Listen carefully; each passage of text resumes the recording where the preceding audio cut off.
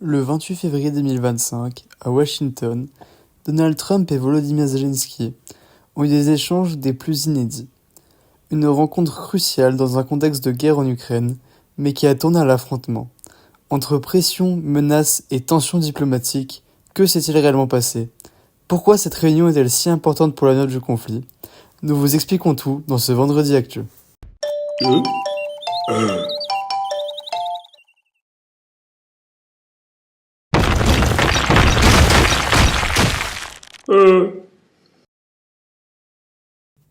Ce Vendredi Actu s'inscrit dans le thème de analyser les dynamiques des puissances internationales.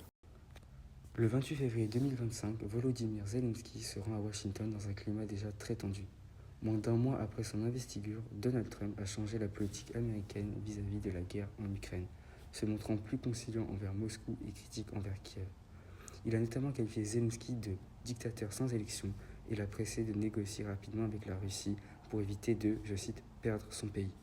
Ces déclarations ont inquiété les alliés européens qui redoutent un retrait du soutien américain. Face à cette menace, Zelensky a accepté la rencontre à la Maison-Blanche, espérant préserver l'aide des États-Unis. Pour rassurer Washington, il s'est dit prêt à signer un accord économique sur l'exploitation des minerais ukrainiens. De son côté, l'administration Trump veut pousser Kiev à accélérer la fin du conflit et conditionne son aide militaire à des avancées vers un accord de paix. La réunion s'annonce donc cruciale pour l'avenir du soutien américain à l'Ukraine. La réunion du 28 février 2025 entre Donald Trump et le président ukrainien Volodymyr Zelensky à la Maison-Blanche a débuté cordialement, avec des discussions sur un accord économique concernant les minerais ukrainiens et des promesses floues de soutien américain après la guerre. Mais après environ une quarantaine de minutes, le ton a radicalement changé. Donald Trump, accompagné de son vice-président, a reproché à Zelensky un manque de gratitude envers l'aide américaine et l'a alors accusé de surjouer sa position diplomatique. Il a haussé le ton, affirmant que l'Ukraine n'avait aucune carte en main sans le soutien des États-Unis et a posé un ultimatum. Soit un accord était conclu, soit Washington se retirait. Face à ces pressions, Zelensky a défendu la détermination de son peuple et a supplié les États-Unis de ne pas les abandonner, affirmant qu'il était impossible de négocier avec Vladimir Poutine, qu'il a qualifié de tueur. Cette déclaration a encore plus irrité Trump et la discussion s'est transformée en véritable confrontation. Finalement, Trump a brutalement mis fin à la réunion, annulant la conférence de presse conjointe et la signature de l'accord économique. Zelensky est donc reparti sans engagement clair de Washington. Trump l'a ensuite critiqué, affirmant qu'il avait manqué de respect au bureau ovale et qu'il ne serait plus le bienvenu tant qu'il ne se serait pas prêt pour la paix.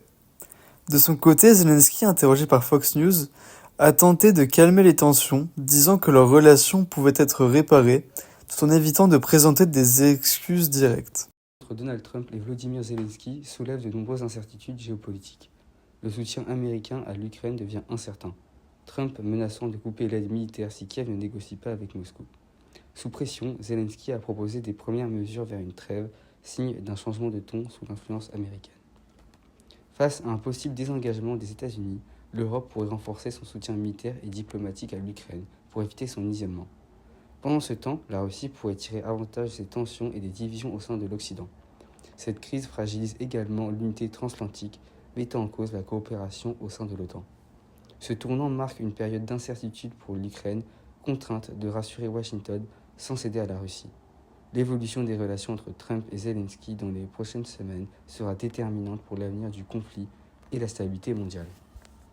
Cette crise affaiblit l'unité entre les pays occidentaux et renforce la position de la Russie, qui pourrait en tirer profit. L'Europe tente de soutenir davantage l'Ukraine, mais l'avenir des relations entre Washington et Kiev reste incertain, avec des conséquences majeures pour la suite de la guerre.